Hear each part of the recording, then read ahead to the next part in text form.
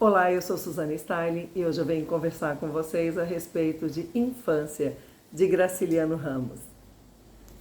Ele é um dos principais autores do modernismo brasileiro, da segunda fase do modernismo, ali o que a gente chama de geração 30, e dispensa comentários, ele é reverenciado no Brasil e no mundo, mas só para situar aqui você que talvez não conheça tanto a respeito deste autor, eu já tenho algumas obras lidas dele. Recentemente eu fiz, e tenho aqui no canal, vou deixar aqui na descrição do vídeo, o link para Angústia, que é um livro seu que o próprio nome já diz, já entrega a que vem, né? É terrivelmente angustiante aquele livro. O que é dito a respeito do modo de escrever de Graciliano Ramos é que ele tem um jeito muito seco, muito direto de falar as coisas. Ele escreve maravilhosamente bem, ele se aprofunda nos seus personagens, aquela questão do psicológico, né? Ele vai adentrando, ele faz a gente mergulhar nisso, mas o jeito dele é muito reto, muito seco, né? Se eu comparo ele com Altran Dourado, por exemplo, Altran Dourado tem muita poesia no que fala, né? Ele faz uns floreios, dá voltas no que diz, é muito bonito, assim. Mas isso não estou falando a título de desmerecimento para Graciliano Ramos, não. É que eu quero chegar nesse ponto agora. Quando você lê esse livro, Infância, que ele é autobiográfico, então ele vai contar como foi a sua vida lá na mais tenra idade. E quando você vê o modo como essa criatura foi tratada pelos seus pais, pelos seus familiares, pela vida de um modo geral, desde os seus primeiros anos de vida, é uma coisa horrorosa. Você tem que ser muito forte, sabe, para iniciar essa leitura e ir até o final. Normalmente eu não leio livros assim que pesem, né? Mas eu precisava saber um pouco mais desse autor, eu gostaria, né, de saber essa parte da vida dele. E é terrível. Uma das coisas que ele já de início joga aqui na história é que ele lembra alguma coisa com relação à justiça que ele aprendeu entre os seus 4, 5 anos de idade. Foi através de uma surra que ele levou de chicote do pai dele, porque o pai dele não encontrava um cinturão que ele tinha tirado. O pai tinha se deitado na rede, afrouxou o cinturão, tirou, né, para deitar mais confortavelmente. E quando ele se levantou, ele não encontrou mais esse cinto. Então ele achou que alguém tinha tirado, né? E Graciliano, ele tinha horror dos modos do pai, ele tinha pânico desse pai, da mãe também. E ele saiu correndo, a tendência dele era sempre fugir, correr, ele não sabia o que estava acontecendo, ficava assustado, corria. E o pai já foi para cima dele, né? Cadê o meu cinto? E ele pegou um chicote, bateu tanto nesse menino, que ele faz uma referência assim, ó, ele já havia sido surrado e muito, porque os pais educavam eles assim, abaixo de muita surra. Mas o máximo que ele lembrava era de ter apanhado de cordas, uma corda cheia de nós, que a mãe bateu nele, tanto que ele ficou assim com o corpo todo, sabe, a carne pisada, machucada. Meu Deus! Então nós estamos falando de uma criança que ele lembrava que a surra pior dele tinha sido essa com a corda, mas ele não culpava a mãe dele, porque ele sabia que a culpa foi da corda, a corda que era cheia de nós, não a mãe, né? Mas não terminei ainda. O pai, depois que surrou muito ele de chicote, o pai volta para essa rede e descobre que o cinto estava lá exatamente onde ele tinha colocado, havia escorregado, né, por baixo do seu corpo, enfim. Ele vê o momento em que o pai reencontra esse cinto e passa até alguma coisa assim na expressão desse pai, tipo, é como se ele quisesse voltar atrás, mas é aquele homem, o senhor nordestino, cheio das autoridades, né? A moda antiga que foi criado, certamente foi criado igual um bicho, da mesma forma como ele criou esse filho, né? Então, quando você vai pegando esses detalhes de Graciliano Ramos, você já consegue entender o pessimismo na sua escrita, aquela tristeza que grita, né, nos seus livros. Mas ele fala que a mãe, ela tinha um olhar assim, enraivecido constantemente, ela tinha um olhar que assustava ele. Então, pais muito violentos e que cobravam muito dele. O Graciliano, ele é o irmão mais velho de 16 irmãos.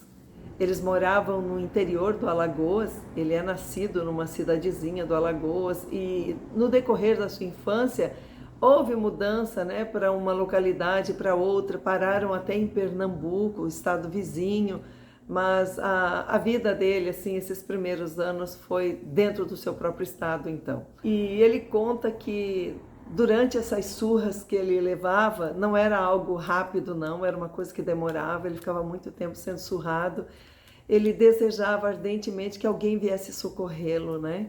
Nesse dia que o pai dá essa surra com o chicote, o sonho dele é que a mãe venha em defesa, que faça alguma coisa. E ninguém vinha ajudar ele nas surras e aquilo fazia com que seu coração doesse ainda mais, né? Ele sentia todos aqueles maus tratos e tinha um desespero, porque não havia socorro. Ele disse que olhava assim aquela casa, a casa era triste, de pessoas tristes, uma casa escura, sabe? Então a lembrança, quando ele coloca isso em palavras, você pensa uma casa escura, você vê que na verdade não havia brilho, não havia alegria ali dentro, né? É bem simbólico isso também. Então ele não tinha paz. E piorou muito mais quando começaram a iniciar ele na alfabetização. O pai, com aquele jeito todo grosseiro e brutamontes, de agora em diante você vai aprender a ler e escrever, né? Então ele tinha lá seus 6, 7 anos, em torno disso. Cada tentativa e erro, eu nem preciso falar que é bordoada direto. Esses cocorotes na cabeça eram constantes. Então ele teve um momento da sua infância em que ele perdeu a visão, ele ficou temporariamente cego, sentia fortes enxaquecas. Imagina, uma criança que todo momento leva cocorotes na cabeça, não tem como você crescer saudável, né? Então ele passou por esse período, depois recuperou a visão. E isso não era tudo. Além de bater, eles faziam muitas humilhações com essas crianças, sabe? Depreciava Graciliano Ramos, né? Ele era dito que era um burro, que ele não tinha capacidade, que era um incapaz mesmo, inútil. Enfim, essas palavras horríveis que jamais se poderia dizer para uma criança em fase de aprendizagem, né? Na verdade, não se diz para ninguém, mas eu estou focando aqui na situação dele, uma criança que está aprendendo. Uma passagem que eu achei muito curiosa, ele disse que ainda muito jovenzinho, assim, muito criancinha, ele e a família foram visitar uns vizinhos ali na redondeza, saíram a cavalo. E quando chegaram lá, eles deram muito vinho para ele, taças de vinho, muita bebida forte. E ele ficou de porre, né? E aí ele faz uma citação que naquele período, pelo menos, era muito comum que os pais das crianças nordestinas dessem bebida forte para os filhos à noite. Eu acho que para acalmar, para sossegar, fazer com que dormissem.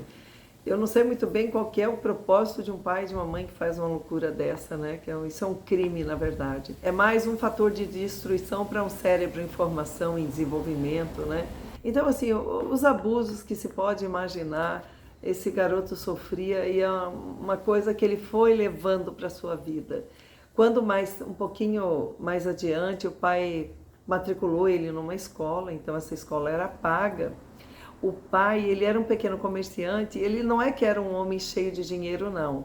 Era um homem simples, batalhador ali, mas ele tinha uma vida muito mais confortável do que os demais moradores da região, né? Era um pequeno comerciante, então ele tinha uma certa... assim, eles tinham um certo conforto a mais, só que eles viviam com muita economia também, porque imagina uma família numerosa. Graciliano Ramos tinha um avô que era fazendeiro, e diz que quando ele ia visitar esse avô era outro tormento também, porque o avô era aos moldes do pai, né? Então queria mostrar que senta aqui, o avô quer ver você lendo tal coisa, e apontava algo para ele, e o menino não conseguia ler, gaguejava, errava, aí dá-lhe xingamento. É um negócio que vai te espremendo, assim, você vai lendo aquilo, vai te dando um sufoco.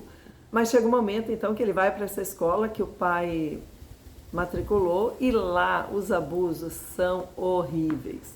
Esse menino apanha muito do professor, né? Que não é o professor, é como uma escola pequenininha, ele é o diretor, ele é o professor, ele é o faz tudo, esse senhor, né?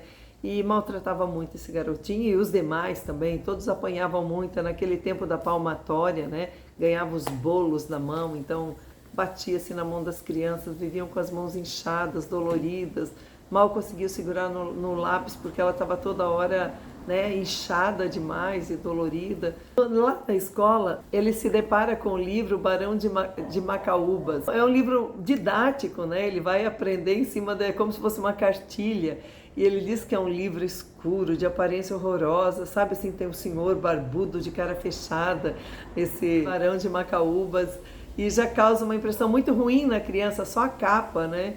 E aí o que vão ensinar para ele? Um monte de coisas técnicas que uma criança com essa idade não tem capacidade de entender ainda. A coisa não é suavizada para chegar, né, até aquela criança e trazendo a luz do conhecimento, né? Então lá vem mais suplícios com esse bendito desse Barão de Macaúbas.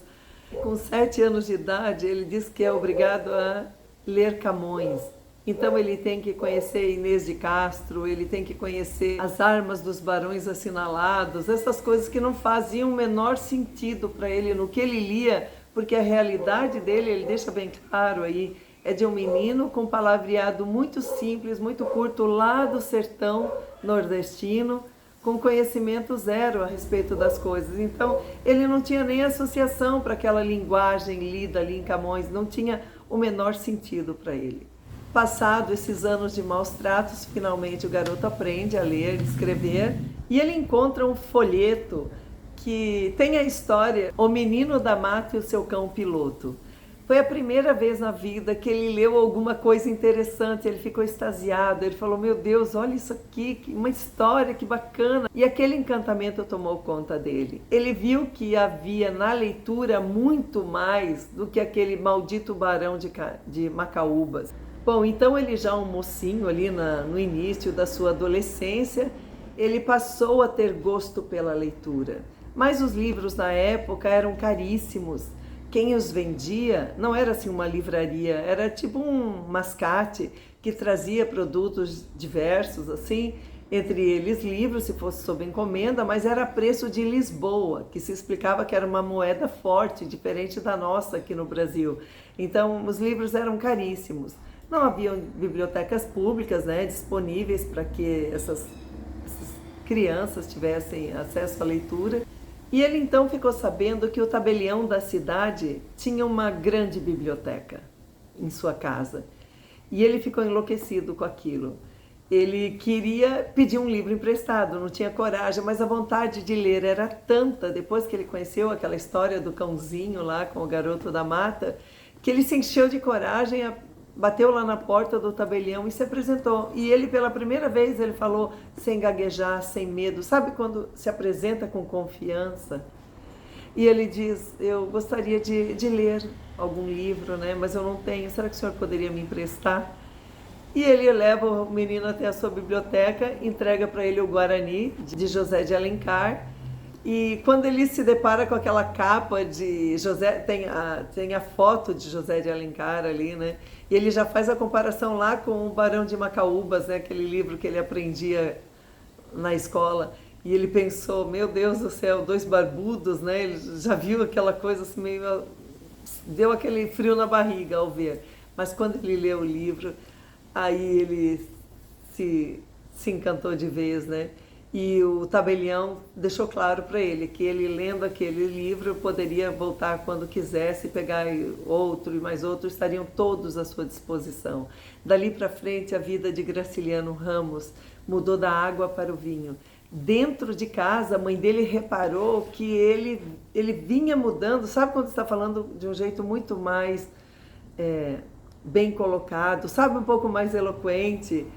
E aquela gente simples do Nordeste, né, começou a destoar muito o linguajar de Graciliano Ramos, porque você não consegue ser o mesmo. Depois que você começa a pegar gosto pela leitura, vai mudar o linguajar, é uma coisa automática, não tem como. Então, todos ao redor ali começaram a perceber essa mudança nele, enfim, e dali para frente a leitura abriu portas para uma nova vida. Para Graciliano Ramos foi libertador, foi uma descoberta de vida, e temos aqui então essa pérola, Graciliano Ramos, um grande autor brasileiro que leva o seu bom nome, né, junto ao bom nome do Brasil, para todos os confins desse mundão. Então é uma experiência maravilhosa. Muito triste a história, muito dolorosa para se ler, mas vale demais a pena pela recompensa que se tem, pelo resgate de uma vida que se tem e se percebe esse resgate através da leitura. Então é isso, eu espero que você tenha gostado do vídeo de hoje. Compartilhe, dê um joinha, faça seus comentários. Eu aguardo você na próxima semana com uma nova resenha. Um grande beijo e até lá!